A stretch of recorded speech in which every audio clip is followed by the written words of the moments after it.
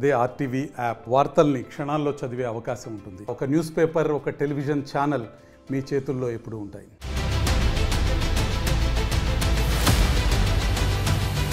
Paytm ద్వారా లావాదేవీలు చేస్తున్నారా? పేటీఎం బ్యాంకు సేవలను వినియోగించుకుంటున్నారా?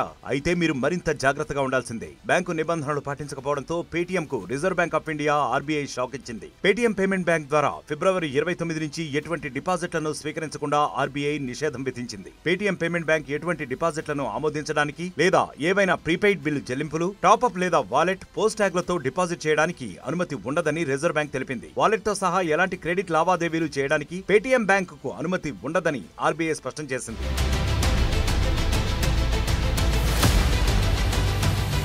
ఇదే సమయంలో ఖాతాదారులు, పేటీఎం వినియోగదారులు పెద్దగా ఆందోళన చెందాల్సిన అవసరం లేదని ఆర్బీఐ పేర్కొంది. పేటీఎం కస్టమర్లు తమ అకౌంట్లో మిగిలిన బ్యాలెన్స్ ను ఉపసంహరించుకోవడానికి లేదా ఉపయోగించుకోవడానికి ఎలాంటి పరిమితి ఉండదని తెలిపింది. వాలెట్ లేదా అకౌంట్ లో బ్యాలెన్స్ ను పూర్తిగా ఉపయోగించుకున్న తర్వాత కస్టమర్లు, వినియోగదారులు దానిని ఉపయోగించలేరని రిజర్వ్ బ్యాంక్ తెలిపింది.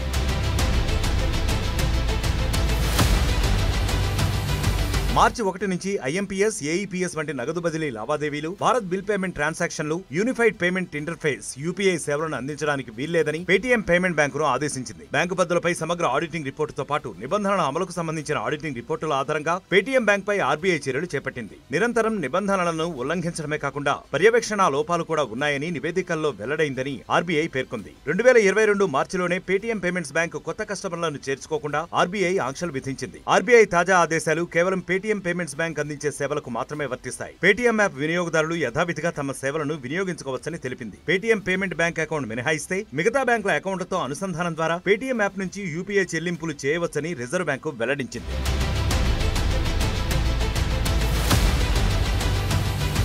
మరిన్ని వీడియోస్ కోసం ఛానల్ ని సబ్స్క్రైబ్ చేయండి. లేటెస్ట్ అప్డేట్స్ కోసం వాట్సాప్ ఛానల్ ని ఫాలో చేయండి. అండ్ లింక్ డిస్క్రిప్షన్ లో ఉంది.